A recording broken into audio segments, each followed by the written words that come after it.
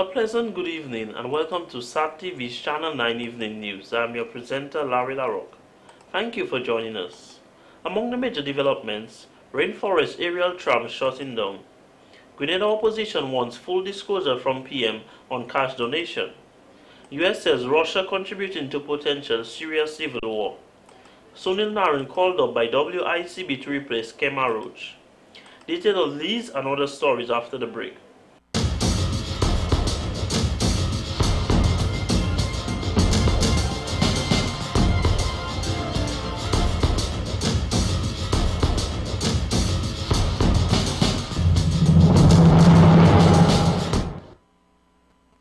Thank you for staying with us.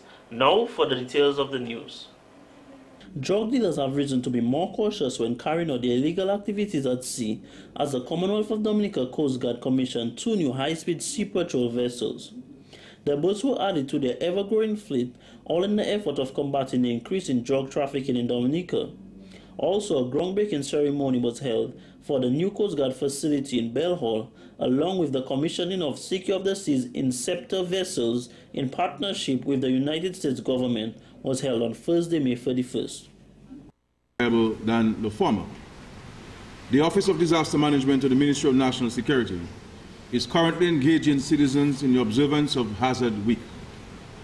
The week is being spent by focusing on actions that both government and citizens should take to mitigate identifiable hazards likely to have devastating effects on life and property, especially during the hurricane season. It is my hope that everyone has heeded the call and is taking appropriate actions to minimize the effects of these hazards in the event our country lies in the path of the destructive forces of wind and excessive rain. Honorable Roosevelt Skerrit says the government will implement strict rules and regulations to reduce the amount of illegal weapons and substances from entering the country. He believes often many people fail to realize that illegal behaviors in our country have consequences and could also be harmful to our citizens.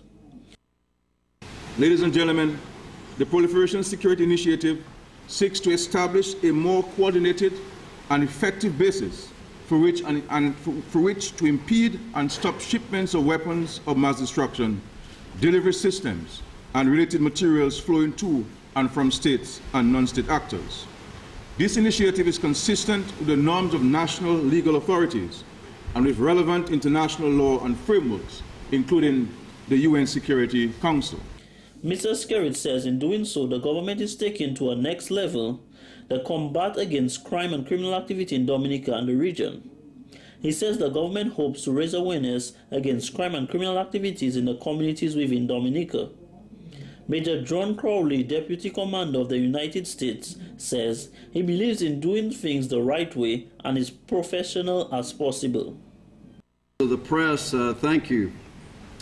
And I just want to take a few words and opportunity here to express my appreciation to the government of Dominica for their foresightedness and your strong leadership and enduring partnership with the United States. I also want to recognize your role as a leader in the region in promoting regional and hemispheric security. This is hallowed ground that we're on this morning in this harbor location. The great Lord Admiral Nelson was here many days ago in the 18th century, and those students of history under Lord Admiral Nelson would know that he believed in solid, direct leadership, and it's appropriate. Mr. Crowley says we are blessed with a dedicated, organized, and professional police force, and as citizens, we need to work with them. Culminating in the Battle of Trafalgar. And he would work very carefully with his subordinate and his non-commissioned officers. Many of these young faces that you see here today have made a commitment to be something larger than themselves and serve their great nation. And I see the faces here of the Sea Cadets and those that would serve in the National Police. And that gives you hope for the future. And these boats here that you see that are so wonderfully dedicated and very honorably this morning means something in that. But we cannot do any of that without able and direct leadership. And Prime Minister, thank you for your direction and your partnership in this collaborative effort. I think I'm supposed to talk a little bit about the Caribbean. United States Ambassador His Excellency Larry Leon Palmer says he is pleased that both vessels were named after officers who dedicated their lives to Dominica. I'm truly delighted to be here today in your beautiful country, and I want to thank you all for making me feel so very welcome. This is my first time here in Dominica, but I look forward to many, many more pleasant, enjoyable, and productive trips. I'm really happy to be here today for the official groundbreaking ceremony for the new Coast Guard facility and the commissioning of the two interceptor vessels, the PB Luje and the PB Royer. It is a special honor for the United States to see that you've named these two vessels after officers who have dedicated their lives to service. On January 27, 2011, Dominica was the first Eastern Caribbean nation to take advantage of our Caribbean Basin Security Initiative by signing the cooperative agreement for the two boats that we see here today.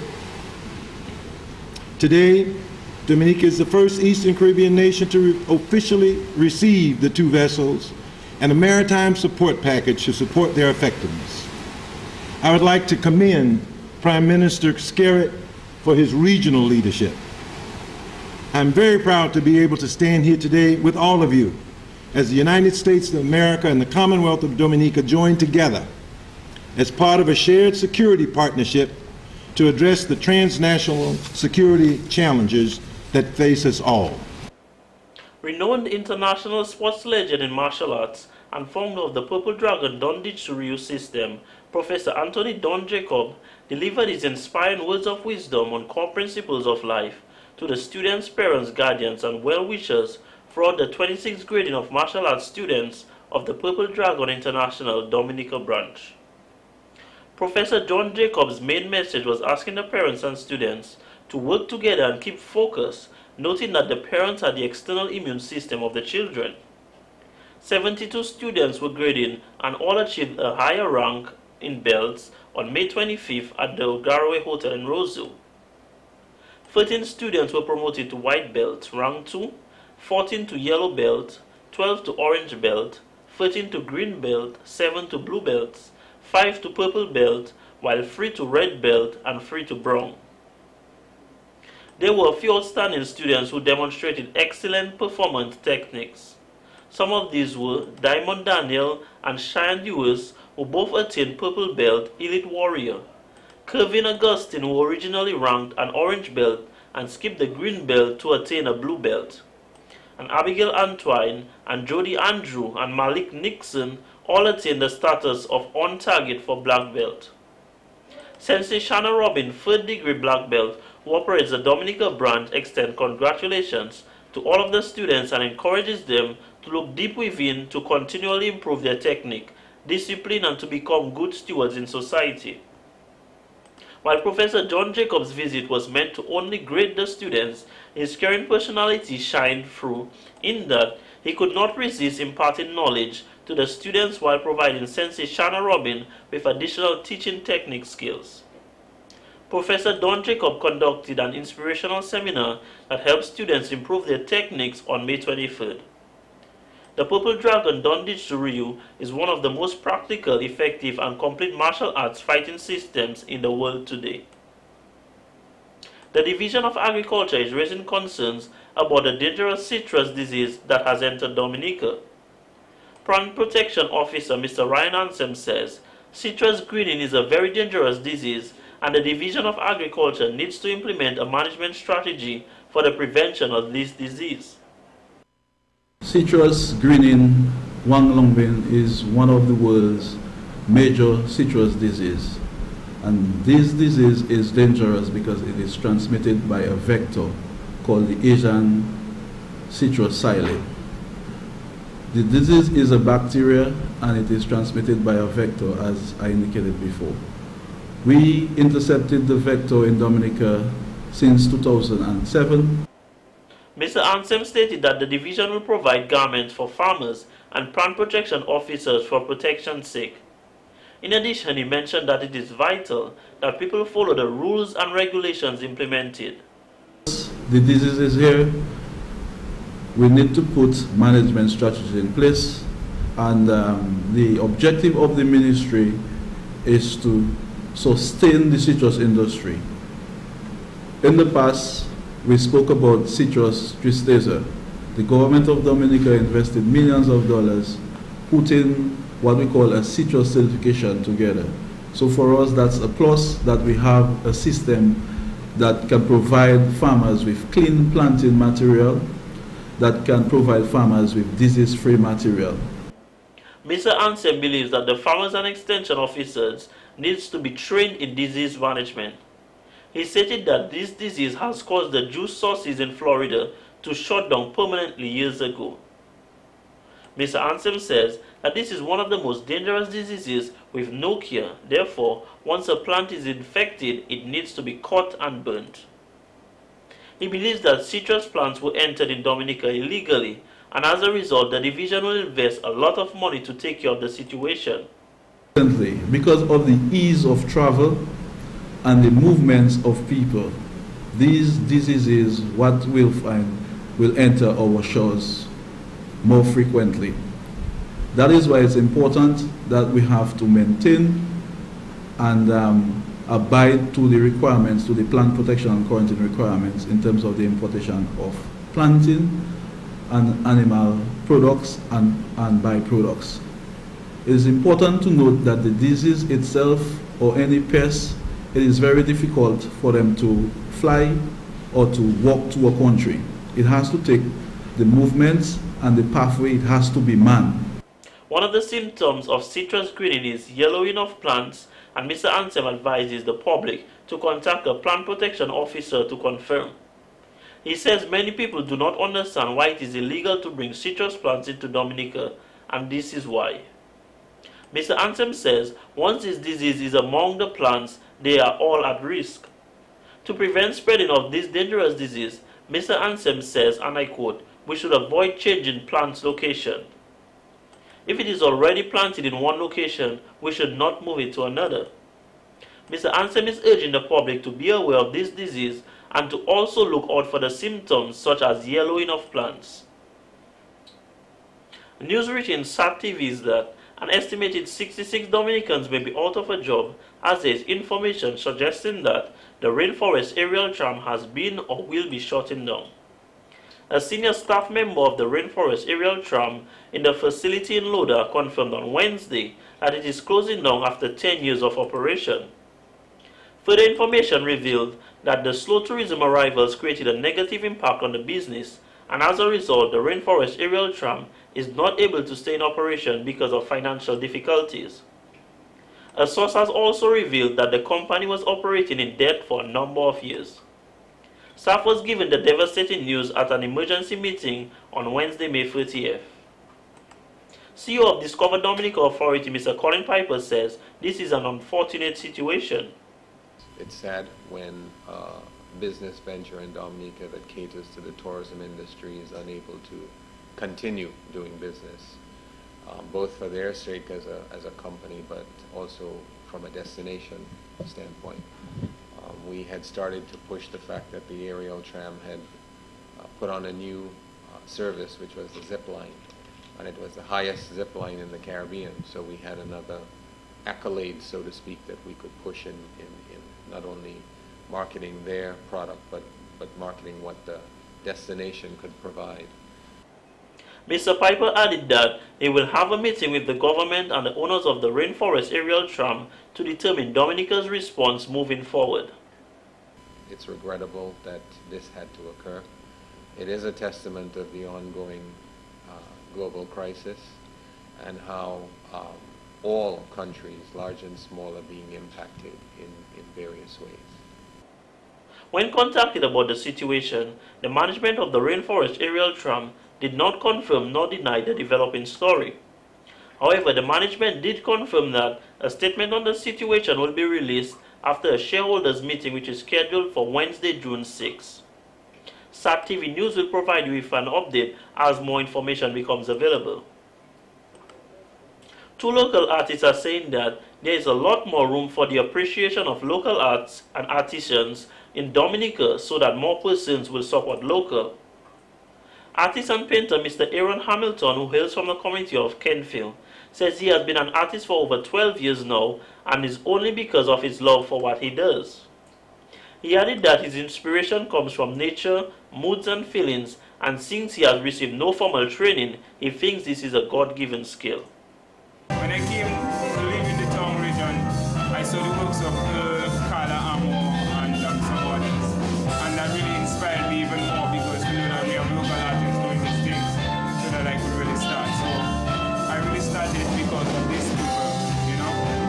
Yeah. And there's a guy named Gregor Prince who really introduced me to these things himself because I saw his work, I saw good work, and I saw his work and I went and talked to him. He was my friend, and he actually, you know, tell me I must do it, so I just went straight into it and continued to show him what I was capable of. Mr. Hamilton says that although he has been receiving a lot of support, more can be done for Dominicans to truly appreciate the skill that local artists possess, and in turn the wider world will also appreciate. He added that because Dominica's market for painting is so small, it is not profitable as it can truly be, so there is need for painters and artists to market their products more aggressively, not only on the local market, but the regional and international markets as well. I mean, if you have a talent, you should always do it, and you should push that talent and explore the talent. Understand? The youth not doing the painting, it's because they believe in fast. A fast money, a fast this, a fast that. It's a fast-paced world, computer age, you know, everything is quick. Painting is time and patience. They say patience is virtue. Well, sometimes you really have to take a lot of time. Mr. Hamilton says that getting the youth involved in the art form of painting and arts and craft is also very important, especially for those who are unemployed, to keep them occupied and off the streets. Persons wishing to view Mr. Hamilton's work can visit the Old Mill Cultural Center and also Tiffany's in Kenfield. Another artisan, Mr. Peter Thomas, who has been making drums for 13 years, says the inspiration comes from God and it is truly a natural art. He says this journey started off very rough for him, as making a single drum is very labor intensive and he was new to it at the time, but 13 years later he has mastered the skill. He pointed out that most of the material he uses for making the drums is obtained locally, such as the white cedar wood, the goat skin, amongst others. To be consistent in that now, you really have to commit yourself to it. You have to become a part of you, otherwise you'll be able to just into it like that. Yeah. You really have to commit yourself to a book like that, because there's a lot of different pieces you're dealing with. Yeah. Yeah, it's not like just wood and a skin. Yeah. It's different bits and pieces putting together. So you have to commit yourself to be able to be consistent in that. Mr. Thomas, who is a construction worker, says he loves making drums and it is something that the youth should adopt. I guess you'd have to get that calling from within to be able to do drum, you know? Yeah. Yes. Making a drum, it's not like anybody can just say, well, it's going to do a drum, you know? Yeah. It's really called for energy to do it, eh? Yeah. You have to be motivated from within, man. Yeah. Not just like you just jumping into it physically. It's more than that, you know? Yeah. You have to be motivated, man. Otherwise, you'd see a lot of people doing it out there. Just like you say, different people go out there doing carpentry, mason, and other work out there. The drumming, you know? It's a calling still, you know? He went on to say that he will always keep making his drums since he loves doing it so much.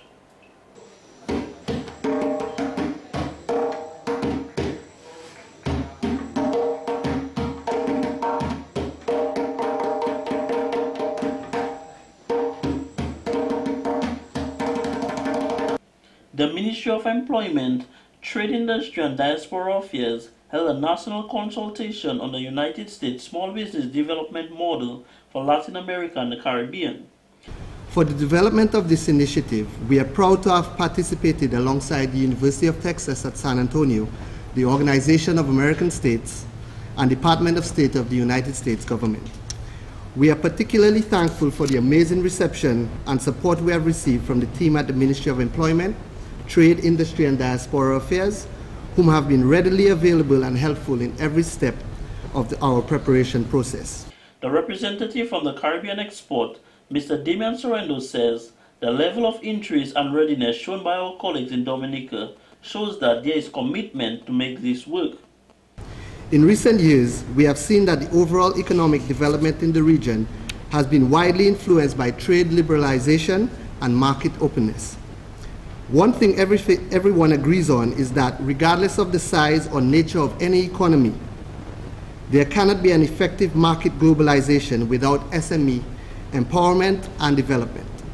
According to recent statistics from the Organization for Economic Cooperation and Development, the OECD, and the Economic Commission for Latin America and the Caribbean, ECLAC, SMEs contribute about 55% of GDP and 65% of employment in high-income countries. He says he applauded the businesses established between stakeholders as evidence in collaboration between the Ministry of Employment, Ministry of Education, the Dominica State College, and also the Dominica Youth Business Trust. Along with its partners, is highly committed to enabling the framework and support structure that will help our member states set forth sound initiatives to boost their SMEs' business potential in a wide array of sectors.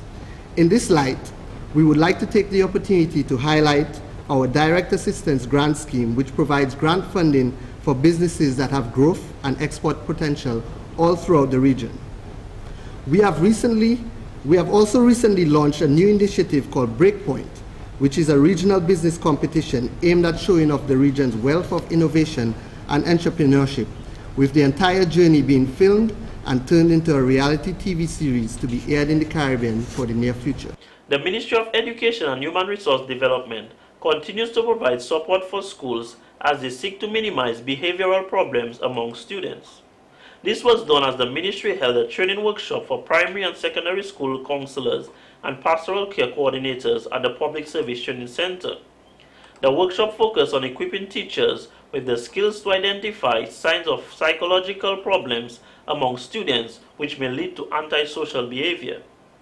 Psychologist Dr. Shani Shillingford says, and I quote, "We are hoping that they will return to hold sessions with the pastoral care teams at the schools to help develop awareness in the classroom for student behavior and hopefully be able to figure out how to manage the students," end quote. Dr. Shillingford also added that they have been able to identify the reason for behavior and decide how to cope with the behavior, as sometimes we find an aggressive child is met with an aggressive teacher. She said it is very important that we learn to cope with the child and try to decrease some of the bad behaviors. Dr. Shillingford, who holds a PhD in educational psychology, joined the Ministry of Education and Human Resource Development earlier this month and said her work will take her to schools all around Dominica. Dr. Shillingford says she has already established ongoing groups of counseling sessions at the Portsmouth Secondary School and the Isaiah Thomas Secondary School for students identified as repeat offenders. She went on to say that they are concentrating on developing life skills, anger management, conflict resolution, and helping develop awareness of what causes aggression and how to deal with it.